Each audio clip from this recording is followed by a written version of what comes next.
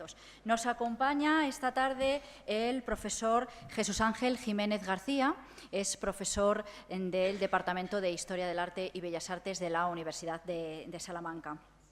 Bueno, unas breves palabras para presentar a este especialista en historia del arte y un gran conocedor de la museología y del arte salmantino, con lo cual tenemos la suerte de que nos va a hablar y a explicar sobre nuestra ciudad y sobre el patrimonio de la ciudad.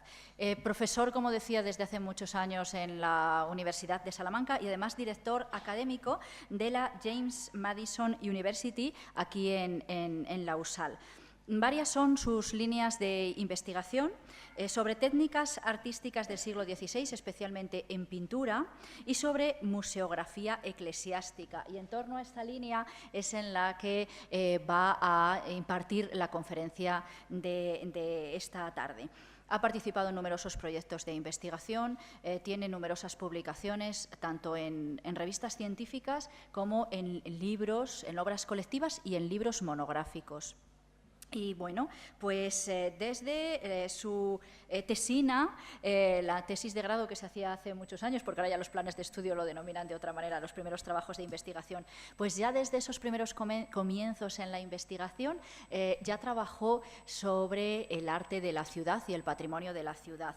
Ese primer trabajo fue sobre la iglesia de Santi Spíritus de aquí de Salamanca, ¿verdad? Muy conocida por todos los que somos de la ciudad. Y a partir de ahí fue desarrollando una serie de temas y una serie de investigaciones vinculadas a la catedral de Salamanca, al museo y en torno a esa línea de investigación y a los proyectos de investigación que se enmarcan en ella, se encuentra todo su trabajo sobre el Padre Cámara y sobre el Museo Catedralicio. Y precisamente ese es el tema sobre el que va a hablarnos esta tarde.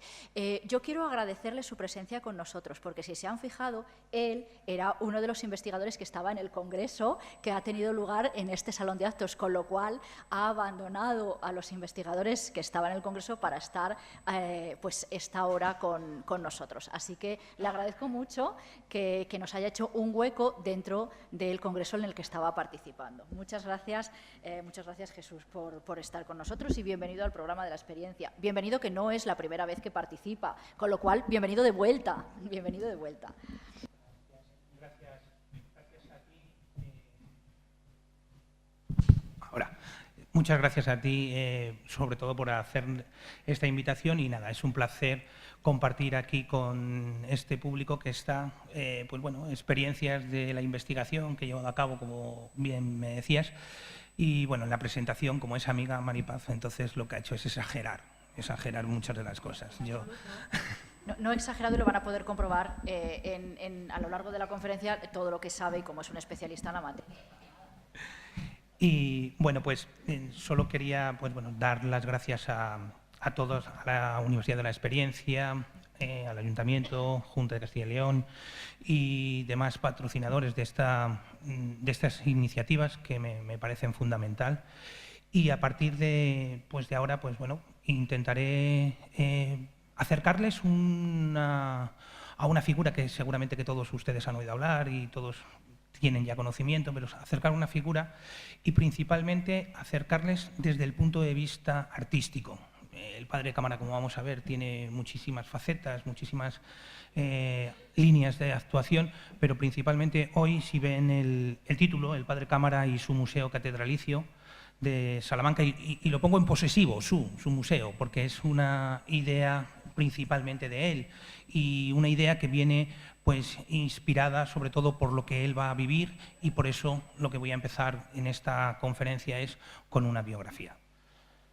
Pues dicho esto, lo que quería mostrarles es que la biografía del Padre Cámara va a ser fundamental para que podamos entender un poquito por qué el Padre Cámara tiene tanto interés en fundar un museo catedralicio, que no va a ser un museo con la idea como la tenemos preconcebida hoy, sino que ese museo tenía una función muy distinta, una función pedagógica, como veremos, y sobre todo que el museo que se inicia y que se quiere hacer en 1898 no llega hasta ese momento, sobre todo, como les comentaba, principalmente porque necesitamos analizar esa biografía para intentar entender a esta figura. Como ven, el padre Cámara nació en Torrecilla de Cameros en 1847. Su padre era médico y en 1855, como están viendo ahí, desde Torrecilla de Cameros se va a desplazar, su padre como es médico se desplaza a Quintanadueñas, que era el pueblo donde va a ejercer su medicina, y en esos momentos, entre 1855 y 1857, Tomás Cámara, que es el nombre del famoso padre Cámara, va a vivir en Santo Domingo de la Calzada. Vive en Santo Domingo de la Calzada, él va a estar allí haciendo estudios de latín, como ven, y unos años más tarde, en el 57, se va a trasladar al Seminario Menor de Burgos. Como ven, ya tiene unas formaciones dentro de lo que es las humanidades, está haciendo temas de humanidades y también está haciendo una serie de estudios de la lengua latina. Justo una vez que termina de hacer esos estudios en Santo Domingo de la Calzada, se va a trasladar a Valladolid y en Valladolid va a ser muy interesante porque ingresa en el Colegio Agustino. Tienen ahí la imagen del Colegio Agustino de Valladolid y él desde 1800, como estábamos viendo, 62 a 1863 va a emitir los votos simples que estaban en la carrera, o sobre todo en lo que es el tema sacerdotal, ¿no? A fines del 19, y en 1866, cuando ya termina esa formación, él va a hacer los votos solemnes. Bien, los votos solemnes, primero eran unos votos simples, luego unos votos solemnes. Cuando en 1866 él hace los votos solemnes, es interesante porque la Orden Agustina recibe el monasterio de Nuestra Señora de la Vid en Burgos. Si se dan cuenta, nace en La Rioja, está estudiando en Santo Domingo de la Calzada, después ingresa en el Seminario de Burgos, marcha a Valladolid y regresa otra vez a la provincia de Burgos con el monasterio de Nuestra Señora de la Vid que recibe. En 1866 él va a estar con los primeros agustinos que van a este monasterio y él lo que va a hacer es seguir sus estudios. Él es un estudiante, pero su formación era tan completa que ya siendo estudiante va a ejercer como profesor. Es decir, los agustinos estaban falta de profesorado y él que empieza, que está en el monasterio de la Vid como una persona que está en formación, al final él también va a estar como profesor.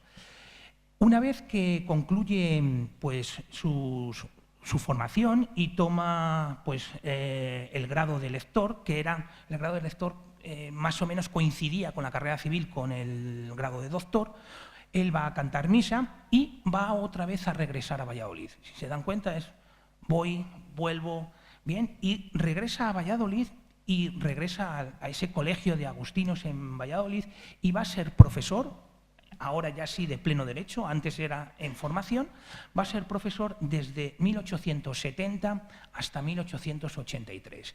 Y es interesante que, como ven, en estos 13 años, que veremos que van a ser justo los años antes de que él sea elevado a la dignidad de obispo, bien, primeramente como obispo auxiliar de Toledo, como veremos, pues él lo que va a hacer es emprender una serie de reformas en la docencia.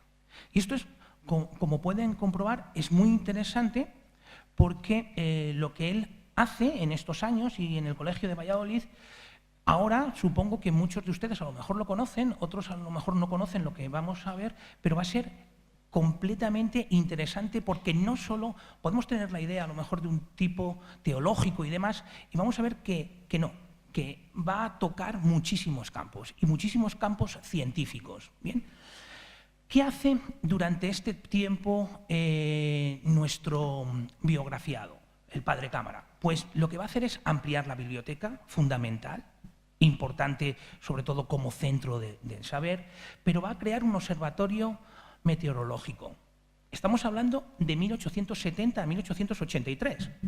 Piensen que es fines del siglo XIX, o sea que estamos hablando de una serie de situaciones muy, muy interesantes. Incluso en ese colegio también lo que va a hacer es organizar el gabinete, como están viendo, de Historia Natural y de Física.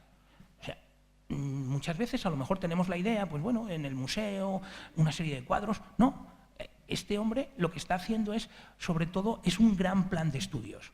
Un gran plan de estudios que nosotros ahora, y Paz lo sabes, muchas veces estamos inmersos en estas modificaciones de los planes de estudios y demás, ¿no?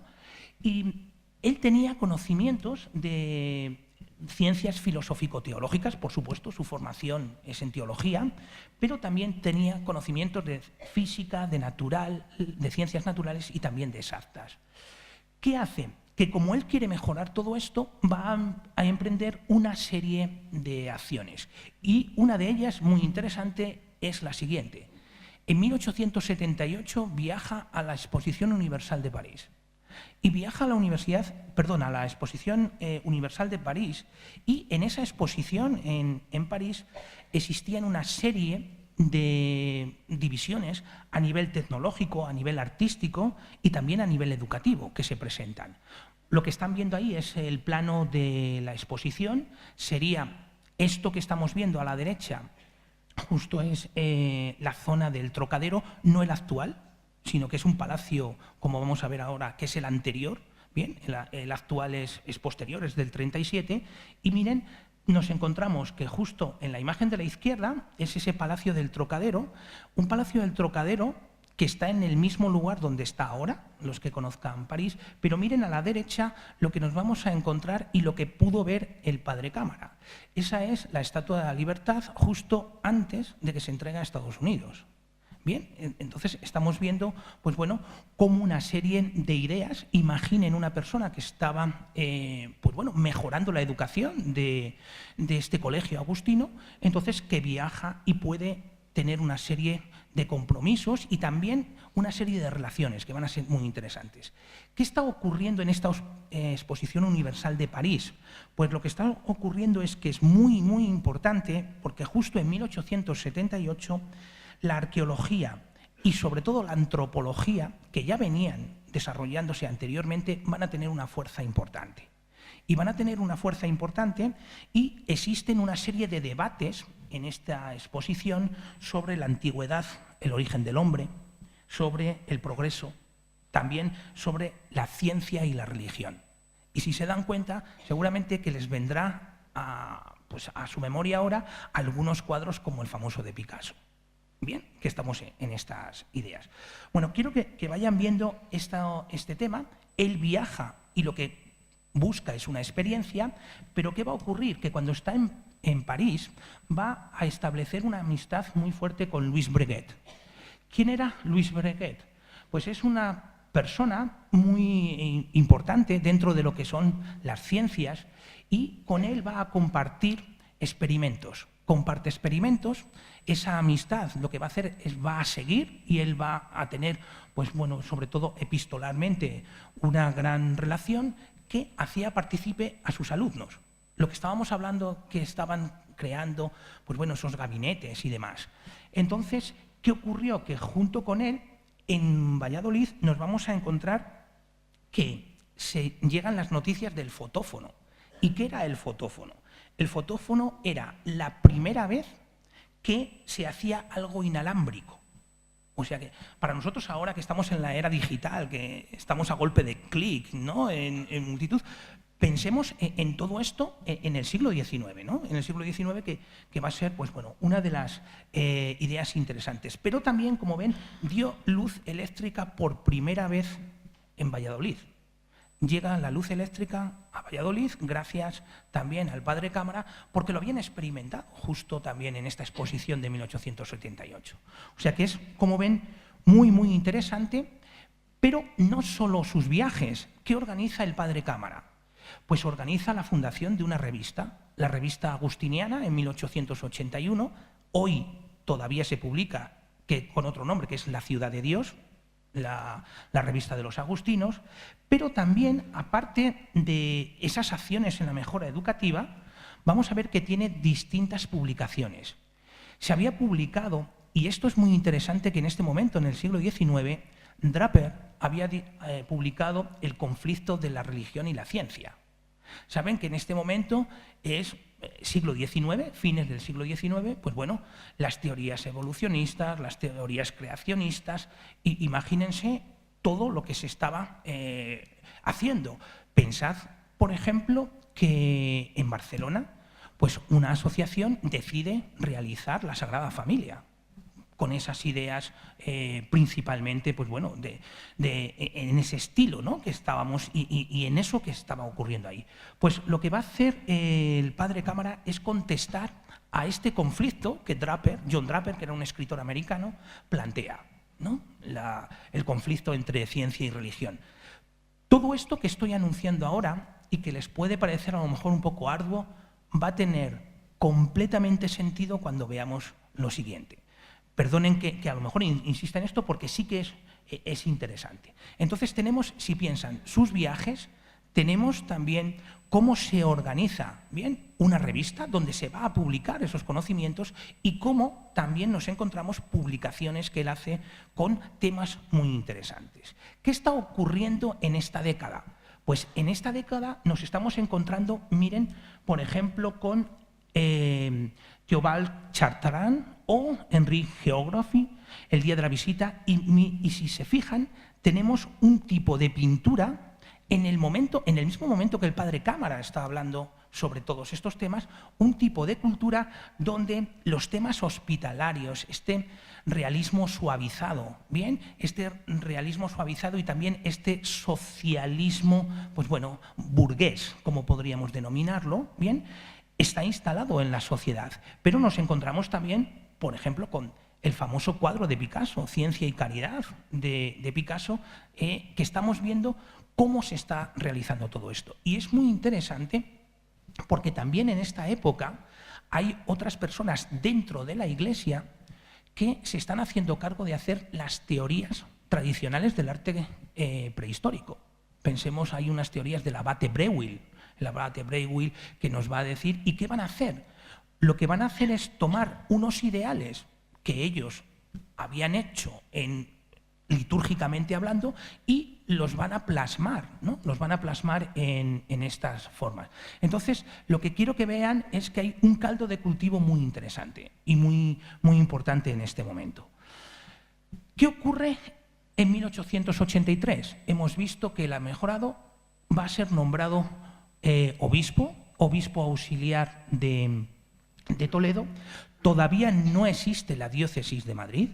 Madrid dependía de Toledo, bien, o sea que no existía un obispo en Madrid en este momento y dependía de Toledo. El arzobispo en este caso era el cardenal Moreno y él va a recibir, pues bueno, esta alta dignidad, ser obispo auxiliar, que va a ser sobre todo investido principalmente por el cardenal Moreno, por Benito Sanz Forés, y lo traigo aquí a Benito Sanz Forés porque era arzobispo de Valladolid. Y este Benito Sanz Forés evidentemente tenía conocimiento y conocía al padre Cámara. Piensen que ha estado durante 13 años en Valladolid, que él ha estado mejorando, entonces, pues bueno, tenía conocimiento también de ello. Y Pedro Payo, arzobispo de Manila, y es interesante porque todavía, si se dan cuenta, las últimas colonias no se han perdido. Entonces, ¿qué ocurría? Que muchos de los agustinos que eran formados en Valladolid iban a Filipinas. Iban a Filipinas y seguramente que ustedes conocen que la colección que existe en Valladolid de arte filipino es muy interesante, ¿no?, para que veamos las conexiones, ¿no?, esas conexiones que se van produciendo. Bueno, pues este cardenal, desgraciadamente va a morir en 1884 y entonces vemos que, bueno, que no va a estar mucho tiempo, apenas un año como auxiliar de este cardenal, y en 1885, como ven ahí, va a ser elevado a la dignidad, pues, bueno, de obispo de Salamanca. Pero ¿qué ocurre en el año que él está en Madrid? En el año que él está en Madrid no va a perder el tiempo, en ningún momento. ¿Qué ocurre? Tiene unas excelentes relaciones con Alfonso XII, como estamos viendo aquí, pero es que recibe recibe también, en este momento saben que el Escorial estaba deshabitado. Hace un rato se ha estado hablando mucho del Escorial en el siglo XVI y de la música aquí, pero en este momento el Escorial no estaba la orden jerónima. Recuerden que se han producido las desamortizaciones. Bien, entonces se han producido las desamortizaciones a principios del siglo XIX y este monasterio entonces estaba deshabitado, había unos seculares, estaba deshabitado. ¿Y qué ocurre? Que el padre Cámara consigue de Alfonso XII que el Escorial sea entregado a la orden agustina. Él es agustino. Bien, es entregado a la orden agustina, entonces, pues bueno, tiene un mecenas de primer orden, pero también es muy amigo de la infanta Isabel, de la infanta María Paz, y, por supuesto, tiene a personas muy importantes dentro de la nobleza de Madrid. Y nos encontramos con Celedonio del Val. Celedonio del Val va a dejar en su testamento todo su dinero para crear y fundar una universidad católica. ¿Y por qué todo esto? Porque no existía, se había suprimido de Salamanca y de Alcalá, como veremos más adelante, se había suprimido la Facultad de Teología. No existían como tal.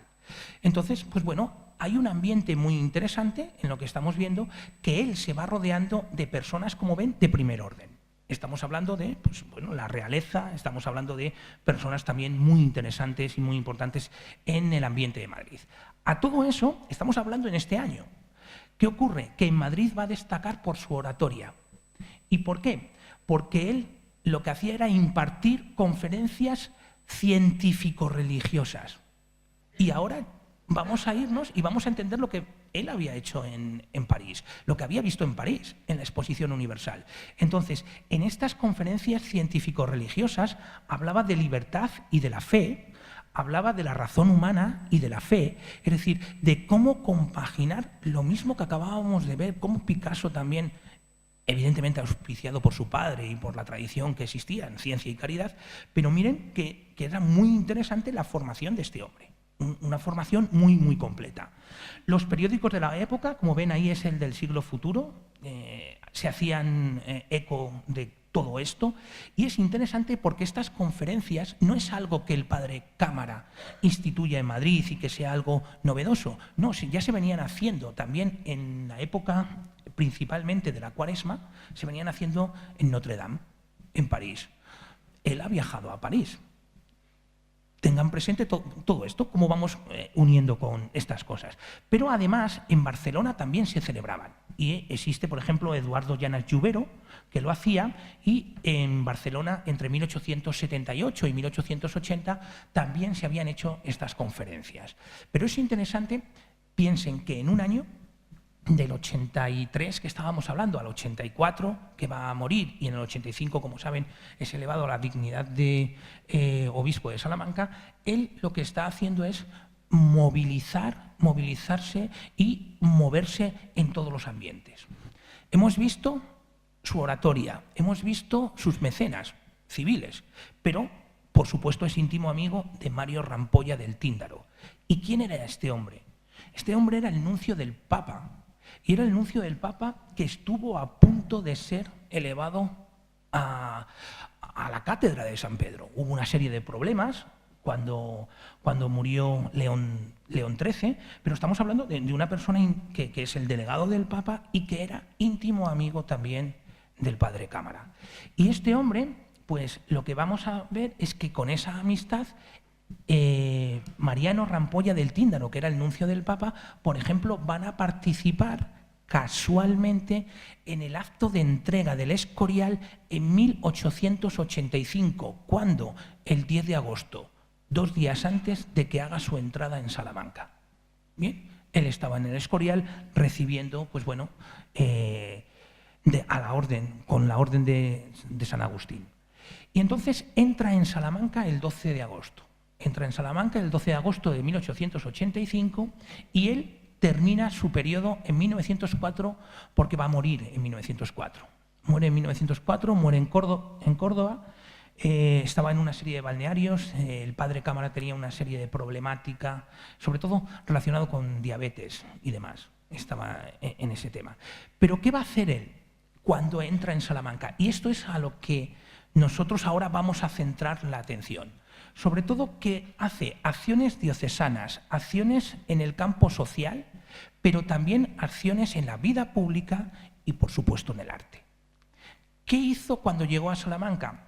Moderniza, suprime parroquias, moderniza en el tema de diocesano, hace una serie de visitas pastorales que van a ser importantes, pero es interesante que también en el campo social patrocina el Hospital de Macotera, pero también patrocina el Hospital de la Santísima Trinidad. Todos nosotros lo conocemos y él lo que va a hacer es implicar a las personas de Salamanca para realizar el Hospital de la Santísima Trinidad, sobre todo en el campo social. Esta imagen que he traído solo es de la época, para que viéramos la plaza mayor de Salamanca, pues bueno, en esta época del padre Cámara, bien, y dentro del campo social él pretende acabar con el analfabetismo. Pensemos que la tasa de analfabetismo era muy alta. ¿Y qué hace? Promueve la instalación de los carmelitas, de los salesianos o de las siervas de María. Lo que están viendo ahí, saben que es una foto antigua donde todavía no estaba hecha la iglesia de María Auxiliadora. Si se fijan en esta parte, no tenemos todavía. Aquí están los enjarjes, donde después, en los años 40, es cuando se va a hacer el actual templo de María Auxiliadora. Bueno, él promueve carmelitas, salesianos, siervas. ¿Con qué idea? Efectivamente, como están viendo, para el tema de educación y acabar con ese analfabetismo. Pero además facilitó préstamos para agricultores.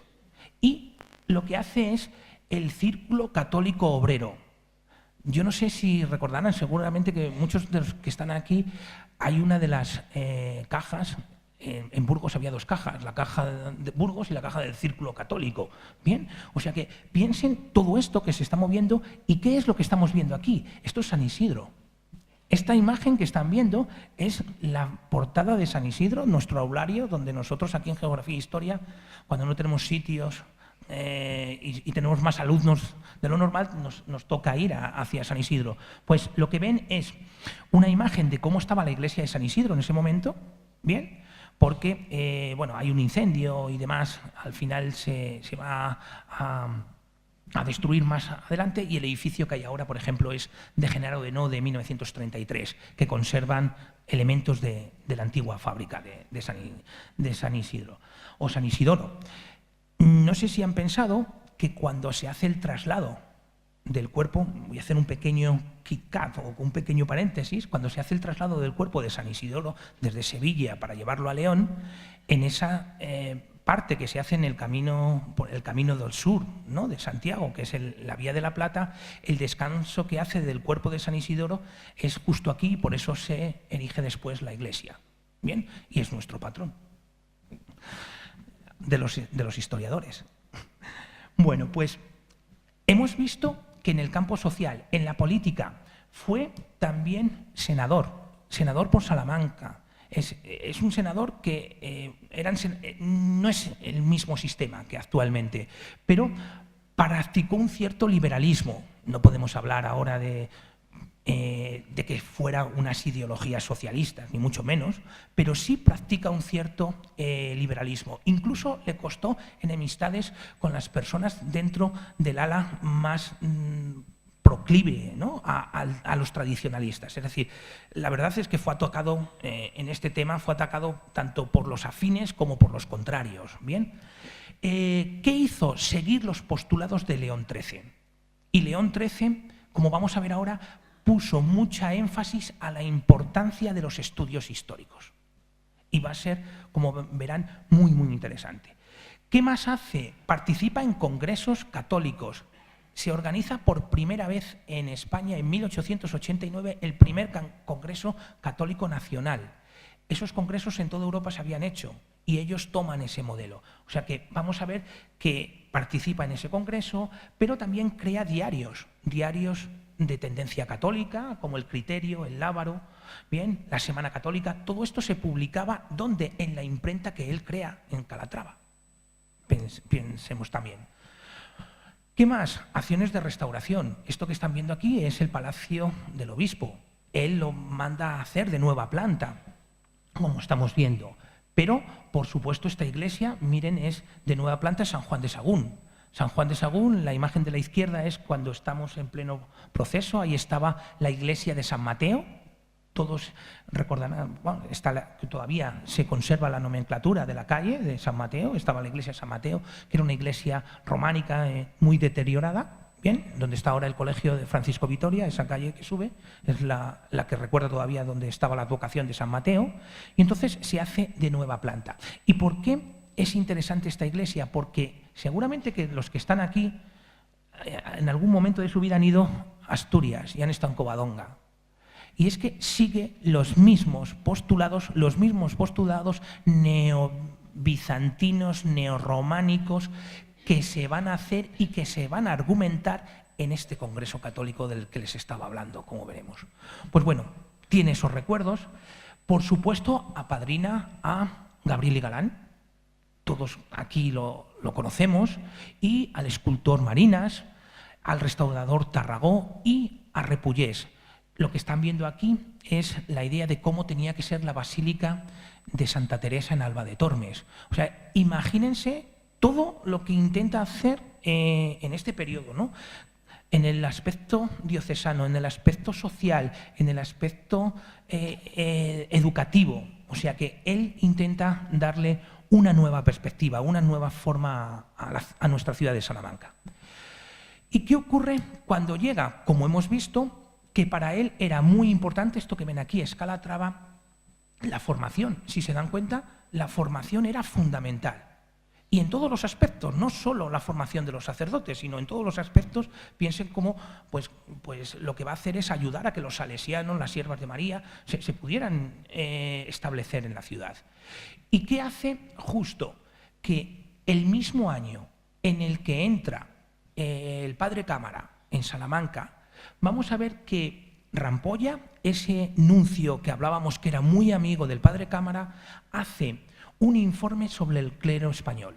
¿Y qué ve en el clero español en 1885, mismo año en el que está entrando en Salamanca? Que hay una falta de unidad en el clero.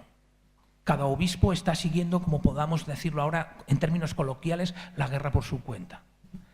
Que hay una decadencia cultural dentro del clero, que también hay un abandono de los estudios clásicos, no se está estudiando como se hacía anteriormente, y sobre todo una nula producción científica. Imagínense todo eso en el pensamiento que hemos estado viendo de un hombre que ha estado en París, que ha estado mejorando, que ha inaugurado una revista, las diferentes publicaciones. Todo esto comparte con Rampolla pues una situación desoladora. ¿Qué ocurría con todo esto? Que si hay un desconocimiento de todo esto, ¿cómo vamos a conseguir una buena formación de nuestros sacerdotes? Y a su vez, ¿cómo los sacerdotes van a poder transmitir esa formación? ¿Cuáles eran las causas, según el Rampolla? Pues bueno, las diferentes guerras civiles, pero nos encontrábamos con la supresión de las órdenes religiosas. Supongo que todos lo están estudiando en historia. Pensemos, pues bueno, la supresión de la Universidad de Salamanca con referencia principalmente a teología y Alcalá. También no se había aplicado el concordato de 1851. No existía un estudio de centros superiores eclesiásticos y la falta de aplicación de los planes de estudios. O sea que, como ven, era, pues bueno, desolador el tema, y decía que la carrera era breve, una carrera que se hacía principalmente por los sacerdotes, y pocas vocaciones y un excesivo número de alumnos. O sea que el panorama, a veces yo lo pienso, se parece con algo de la actualidad, ¿no? ¿Y qué medidas proponían? Lo que van a proponer principalmente es que se necesitaba colaborar con las órdenes religiosas. 1885, Alfonso XII entrega el Escorial para crear el gran centro de estudios agustinos.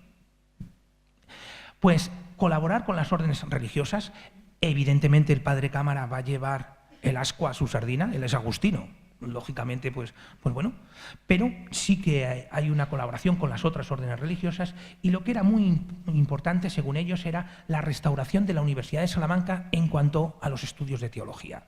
Se pretendía todo esto y construir una universidad católica nacional.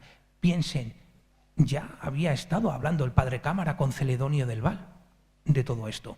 O sea, todo este ambiente se estaba fraguando en Madrid y ahora en Salamanca.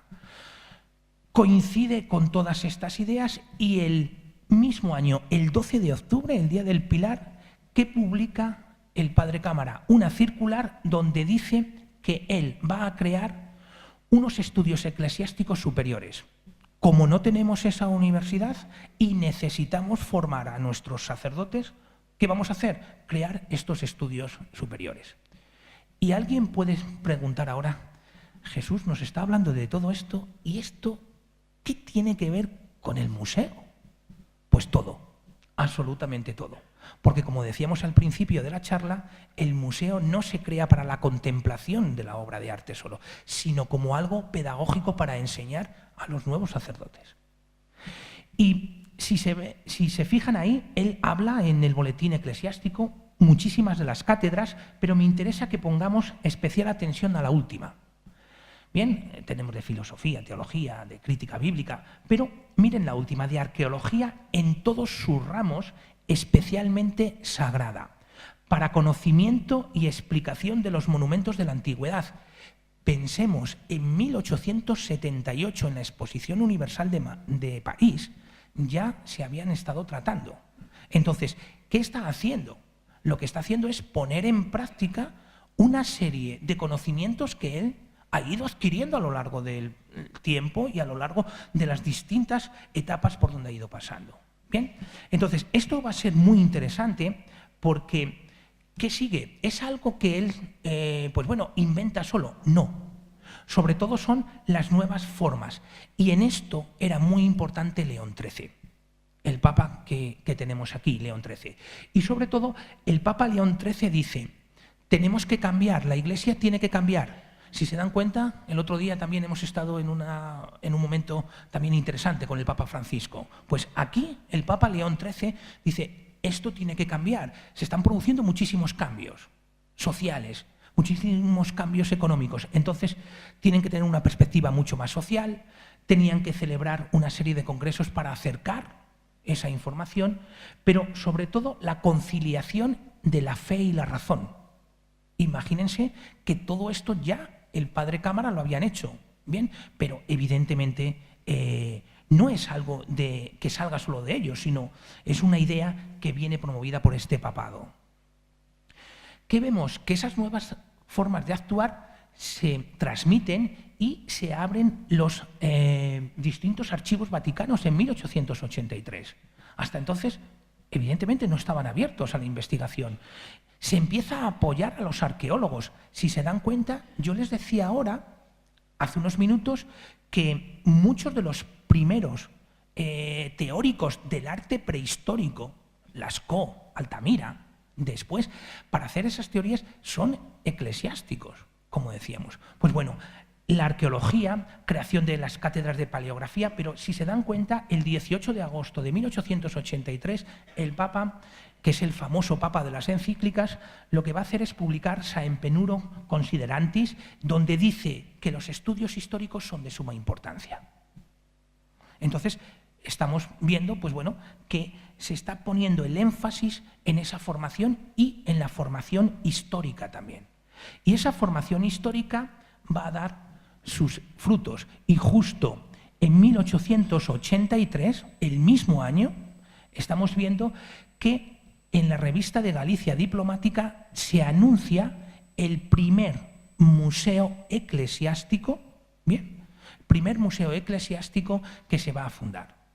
Bien, se anuncia la idea. ¿Qué vamos a ver? Que ese museo no se va a llevar a cabo, la idea está ahí, pero asociado al museo eclesiástico que dependía, como están viendo, del seminario y que tenía un fin pedagógico que era ilustrar a los futuros sacerdotes, existía una materia que era la cátedra de arqueología. y la Cátedra de Arqueología Sagrada, que va a ser desde 1887 asociada en el seminario. Entonces, como estamos viendo, vemos que tendremos una serie de estudios de arqueología sagrada, unos que existen más generalistas, desde 1867 se vienen publicando, pero que es muy interesante, miren el último, Lecciones de Arqueología Sagrada de 1889, que publica Antonio López Ferreiro. ¿Qué era esto? Un manual de historia del arte. Como están escuchando ahora, un manual con distintas imágenes que ¿qué pretendía? Que estos sacerdotes estuvieran bien formados, ¿para qué? Para salvaguardar el patrimonio. Empezamos a tener unas ideas de salvaguarda del patrimonio muy interesantes. Ya no solo, por ejemplo, en la Constitución de 1869, donde se ponen muchas trampas, sino que ya también la Iglesia es consciente de todo ello. ¿Y por qué? Porque no querían que se enajenaran diferentes obras.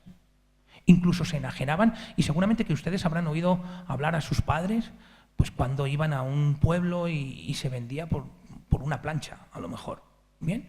Entonces, era muy importante que existiera esta formación para saber qué es lo que tenemos y qué es lo que teníamos que salvaguardar. Pues esos libros son lo que están viendo aquí, son imágenes de las primeras portadas de la arqueología sagrada, pero nos vamos a encontrar que justo también en 1889 se va a organizar el primer Congreso Católico. Hablábamos de la formación, de cómo desde el papado se invitaba a realizar estos congresos. Y esta persona que ven aquí, que era el arzobispo de Toledo en ese momento, Ciriaco María Sancha, lo que va a hacer es impulsar ese congreso, 1888. Es interesante, es el momento en el que la Catedral de Salamanca, por ejemplo, es declarada Monumento Nacional. Piensen en todo ello. Y vamos a ver que en el Congreso Católico, miren en la última parte, Congreso Católico Nacional, hay una sección, la sección quinta, que estaba titulada como Asuntos de Literatura, Bellas Artes y de la Prensa. Es decir, que hay varios asuntos, pero hay una dedicada al arte. Y hay una dedicada al arte y los puntos de estudio decían, uno era el arte cristiano, como ven, otro, los medios de restaurar, pero me interesa que se fijen en el punto 6. ¿Qué estilo arquitectónico es más conveniente para los edificios religiosos? Y estamos viendo Covadonga, estamos hablando de San Juan de Sagún, y cómo se marcan una serie de criterios donde se toma como elemento, por ejemplo, la Catedral Vieja de Salamanca. Bien, y si se dan cuenta, hay una serie de influencias muy fuertes con unos neos, es un eclecticismo, San Juan de Sagún es un eclecticismo, pero bebe de esas fuentes. Entonces, es muy interesante que ese punto nos está diciendo cómo tenían que ser los edificios. O sea, se está mostrando en este congreso. En este congreso, ¿quién participa? Pues personas como están viendo aquí, muy importantes, Juan Catalina, pero Enrique María Repullés. ¿Quién es? El arquitecto de la Catedral de Salamanca. El arquitecto de la Catedral de Salamanca, que como saben va a hacer una serie de restauraciones que ¿por quién estaban promovidas? Por el padre Cámara. Y vamos a encontrarnos seguramente que cuando todos paseamos por el claustro de la Catedral Vieja, nosotros vemos esa serie de sepulcros que hasta 1901 no estaban a la vista, estaban tapados. Bien, y estaban tapados, ¿por qué?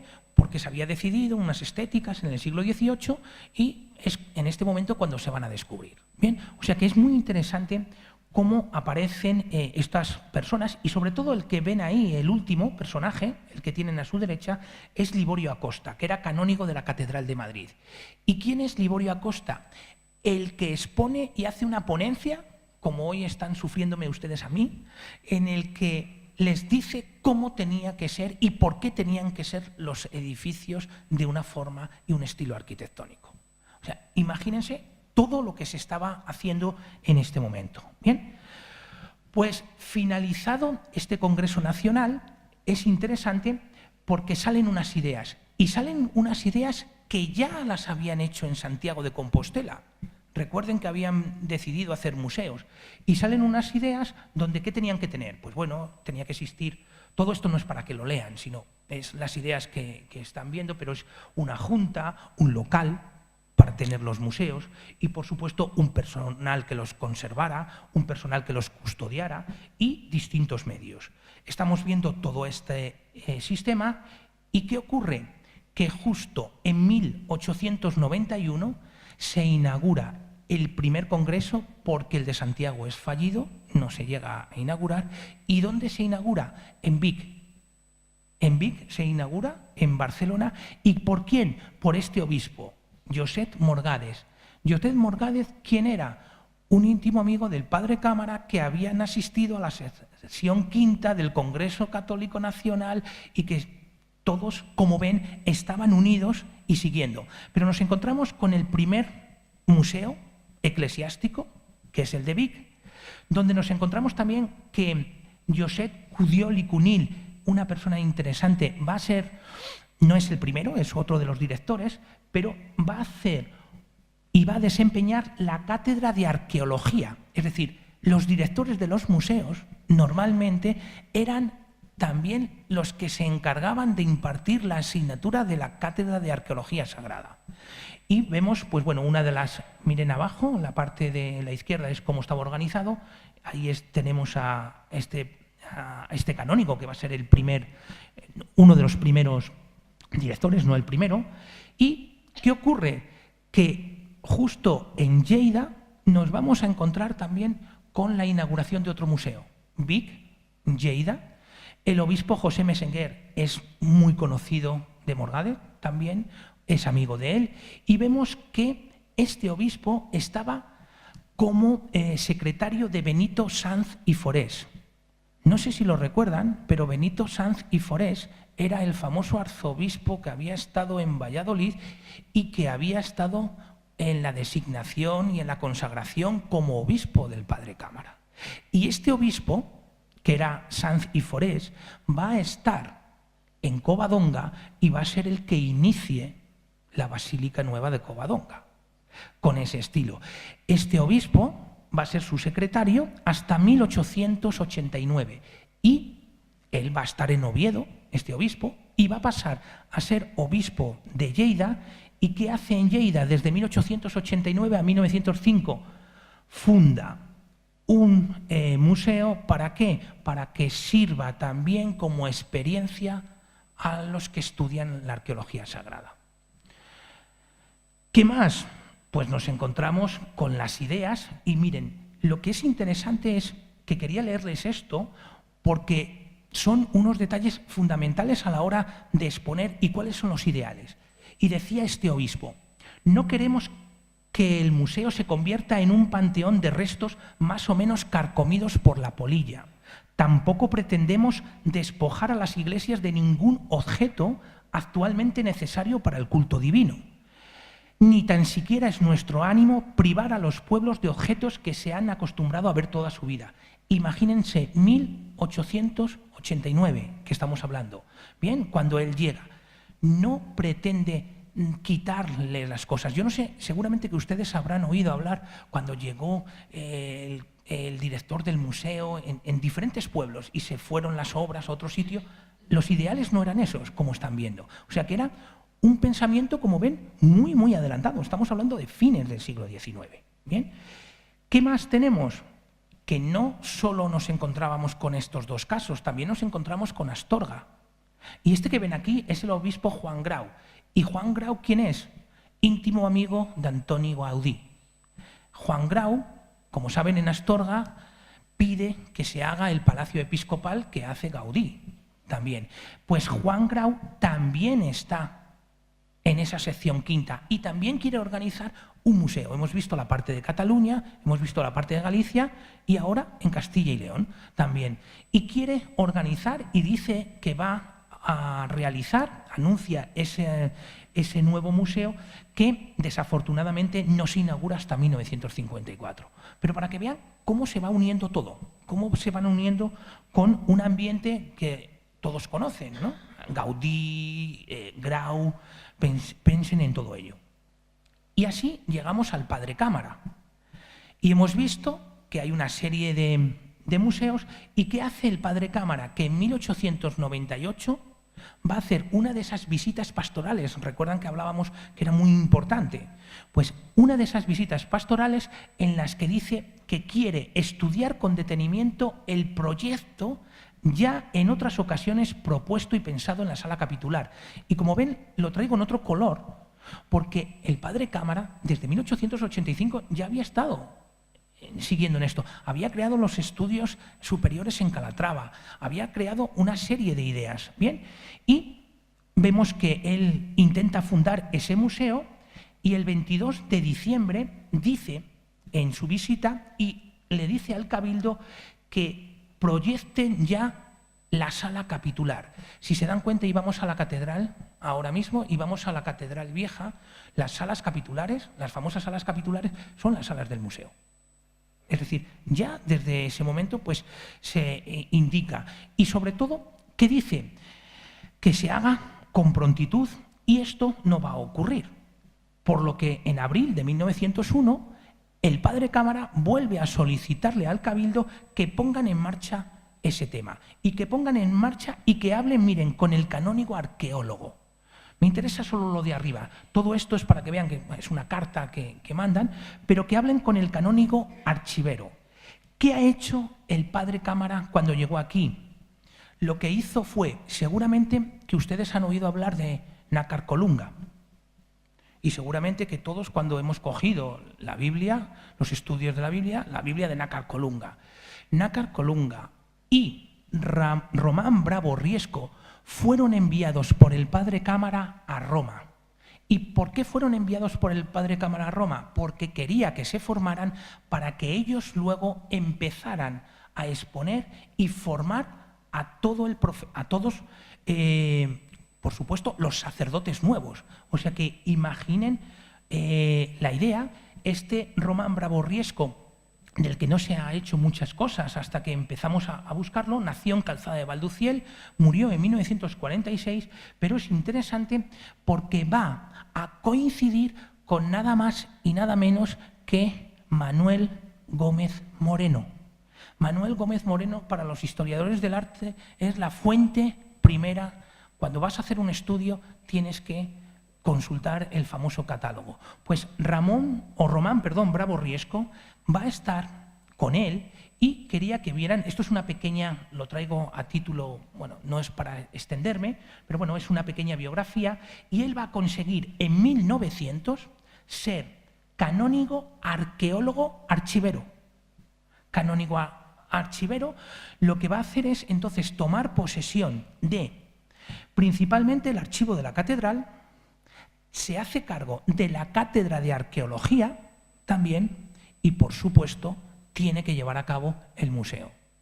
¿Bien? ¿Y todo con qué? Con las líneas pues, que se habían hecho en Vic, que se habían hecho en Lleida, que había propuesto hacerlas el obispo Grau también en Astorga. Pues nos encontramos con esto y, como les decía, en septiembre de 1901 coincide con nuestro afamado Manuel Gómez Moreno, porque Gómez Moreno es enviado por Eduardo Saavedra, que era el director de la Real Academia de la Historia y senador. ¿Y qué se estaba haciendo? Lo que se hacía desde Madrid, querían que se hiciera un catálogo de todos los bienes para poder proteger las diferentes, las diferentes bienes muebles que nos encontrábamos en estos edificios. Y miren, aquí tengo una foto de Gómez Moreno cuando era muy joven, que llega a Salamanca, y lo que ven aquí es la carta en la que Saavedra se dirige al Padre Cámara para decirle e instarle a que le sean abiertas las puertas y que sea factible la entrada de Gómez Moreno en los distintos edificios para hacer ese catálogo. Y ya, como ven, nuestro archivero y arqueólogo va a estar formando parte de la Sociedad Salmantina en esa sociedad de excursiones, va a estar en la Real Academia, incluso en 1907 que viene la princesa Matilde de Sajonia a Salamanca, él es el que hace de guía de Cicerone por las catedrales y en 1914 va a formar parte de los museos. ¿Qué ocurre con el museo que organiza el padre Cámara? Que desgraciadamente no se lleva a cabo. No se lleva a cabo y tienen que pasar pues 50 años, como ven ahí, para que en 1953, en otro periodo muy interesante, Joaquín Pérez Villanueva, que va a ser el gobernador civil de Salamanca, retome la idea junto con personajes como Sánchez Cantón, el subdirector del Museo del Prado, y se inaugure el museo. ¿Cuál fue la idea primitiva? La del padre Cámara. Y con esto, pues bueno, quería aquí terminar y no excederme en el tiempo. Espero que le haya quedado claro, más o menos, aunque he corrido un poquito, pero esto es el periplo y la idea del padre Cámara y la importancia, por eso el título de su museo catedralicio. Gracias.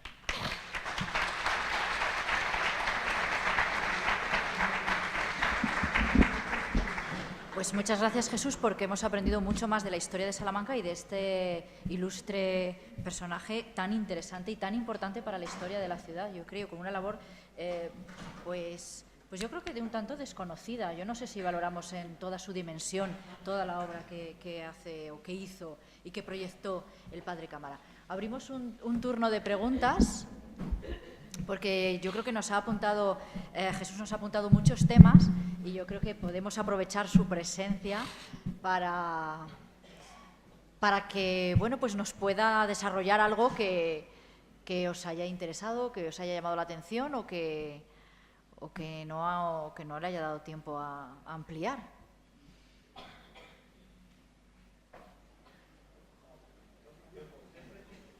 Alguien tiene que abrir el fuego.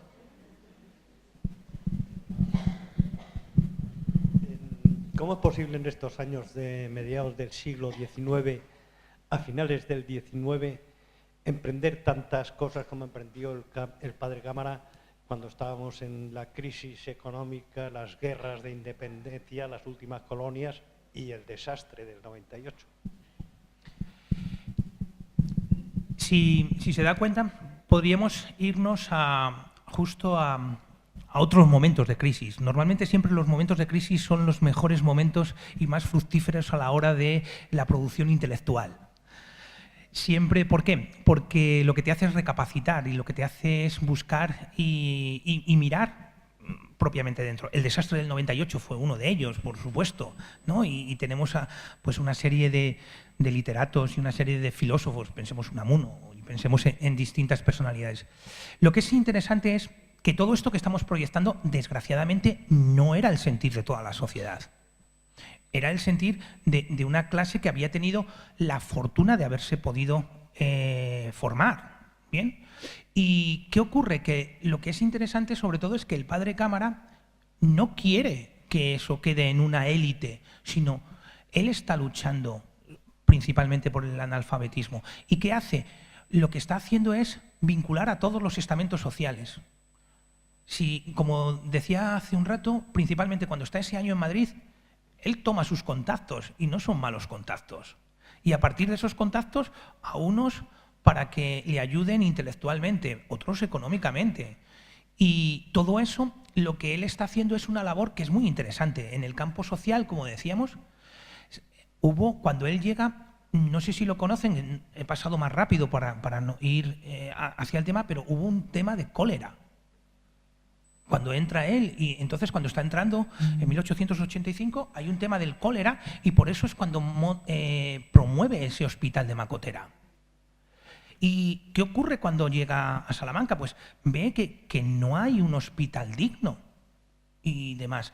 Entonces todos esos momentos es muy interesante y sobre todo que una persona con esa sensibilidad sea capaz de canalizar medios económicos, medios intelectuales y que surtieran efecto. La Santísima Trinidad, yo creo que de los que estamos aquí alguna vez hemos estado, yo he estado, y hemos pasado en alguna consulta, ¿no? Es muy, muy interesante todo ese tema Y bueno, muchas veces solo se nos queda lo del padre Cámara en algunos aspectos, pero fue una de las personas muy, muy importantes a principios del siglo XX y fines del siglo XIX. Y en eso va a caer después, 1904 muere y todo esto se queda ahí, hasta que llega otro periodo interesante, que es en el año 51, en 1951. Y siempre, pues bueno, son esos picos en los que van cayendo y siempre alguna persona que es pues, más sensible y es capaz. Pero todo momento de crisis, aunque sea malo para muchísimas cosas, es bueno para la producción intelectual, siempre.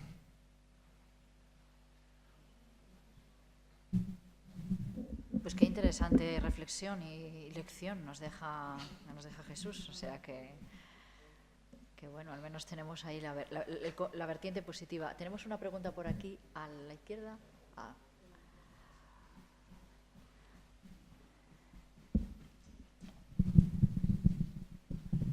Hola, buenas tardes. En los años que se hizo San Juan de Sagún, ¿la Iglesia todavía cobraba diezmos o el dinero para hacer estos templos de donde salía?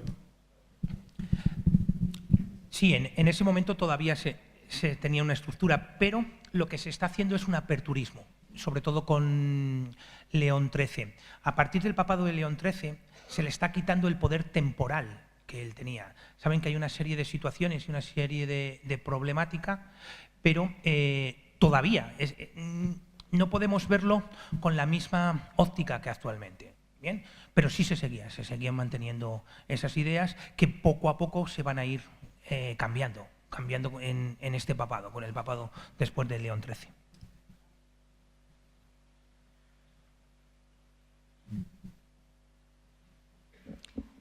Por allí, más al fondo.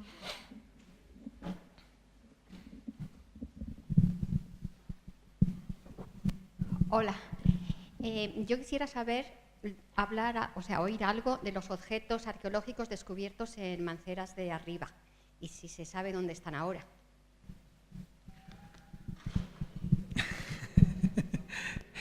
La pregunta del millón. ¿Qué ocurre? Hoy cuando estábamos hablando, como decía Paz, no quiero esquivar la pregunta, les voy a decir, pero cuando estábamos hablando hoy en la comida, cuando estábamos con el otro ponente que estaba en lo de arte, Checa Cremades fue el director del Museo del Prado durante bastante tiempo. Y estábamos hablando pues, bueno, de distintos temas y hablábamos sobre todo de la protección.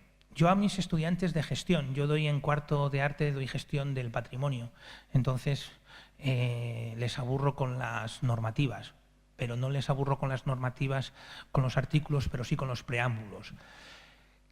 ¿Qué ocurre?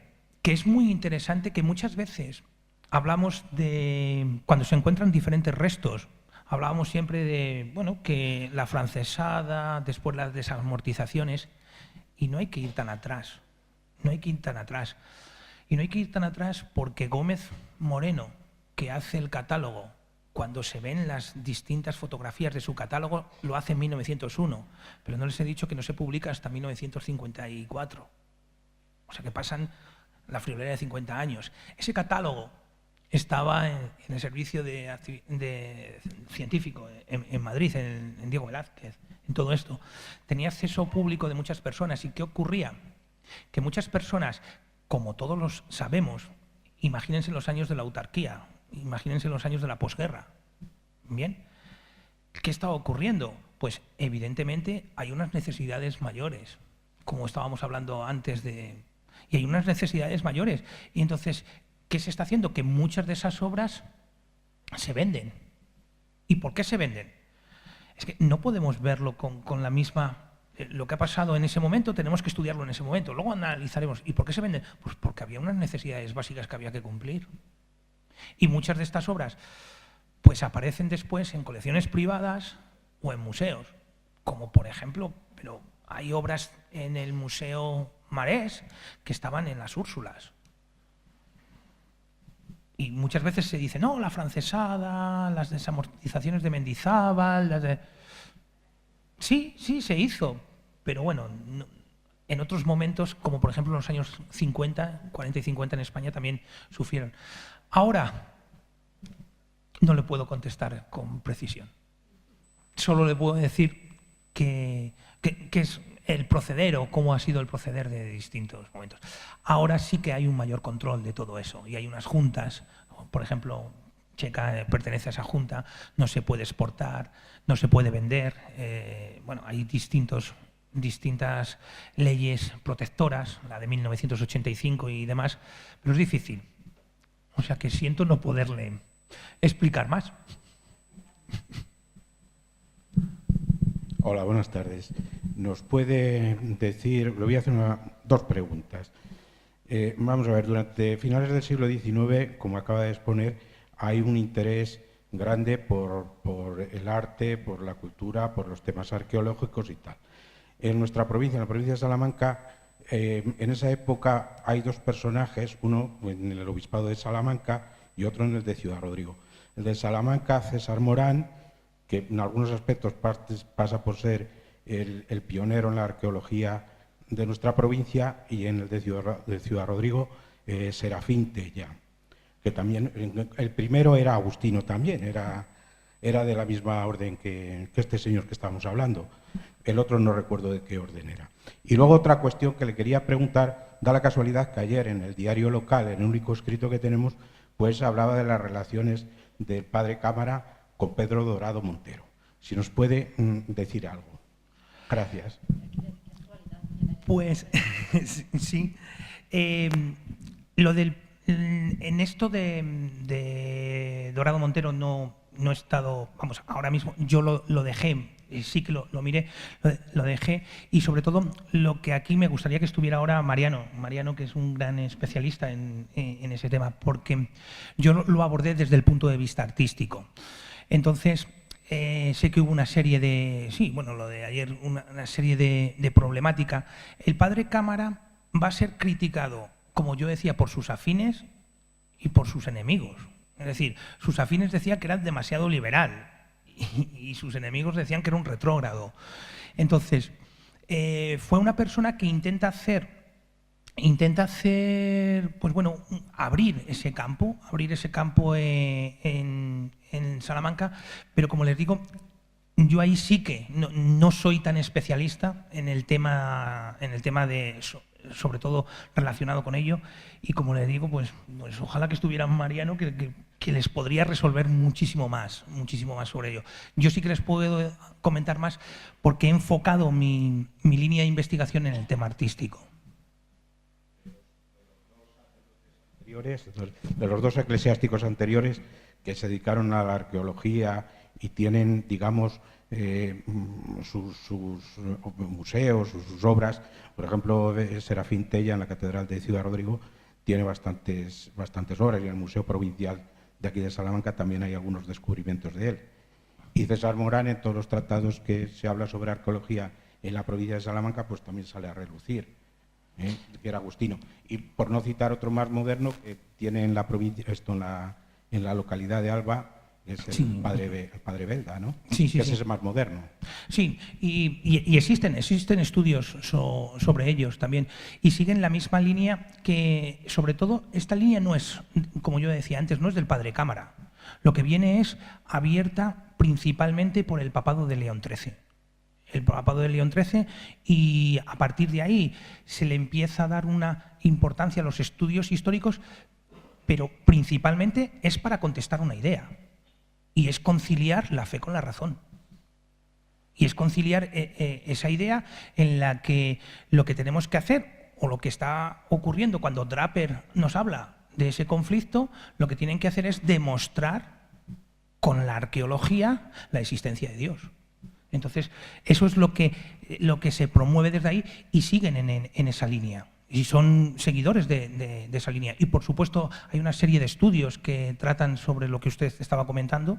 Hay unos estudios ahora no recuerdo el año también, pero en Alba de Tormes y en Ciudad Rodrigo. podemos reservar la pregunta porque vamos a tener una conferencia que está prevista para el mes de mayo sobre Dorado Montero. Entonces, sobre esa relación quizá la dejamos en el aire la pregunta. Previsiblemente va a ser el 15 de mayo, pero haremos la oportuna difusión. Entonces, la dejamos en el aire. Siento no poder ser, sobre todo lo de Dorado Montero, ser más... porque no quiero hablar de memoria, entonces no quiero que me fallen los datos. Por eso no es que quiera huir de la pregunta, pero no quiero manifestar unos datos erróneos, porque mi línea de investigación ha ido por otro lado, sí. Bueno, pues un aviso último antes de agradecer a Jesús su presencia esta tarde con nosotros, su brillante conferencia, toda la información que nos ha dado, todo lo que nos ha hecho conocer al Padre Cámara, a su obra y a sus proyectos. Nos acompaña en la sala una investigadora que, voluntariamente a los que quieran, si quieren participar en uno de sus proyectos de investigación, quizá ahora pueda explicarles una encuesta que estaría interesada en hacerles aquellos que voluntariamente quieran responder sobre envejecimiento y sexualidad, si no hoy estoy equivocada. Entonces, bueno, ella está aquí y puede dirigirse a ustedes y proponerle o explicarle un poco en qué consistiría aquellos que estuvieran interesados en responder. Bueno, muchas gracias. Nos vemos el próximo miércoles en otra complementaria. Gracias a ustedes.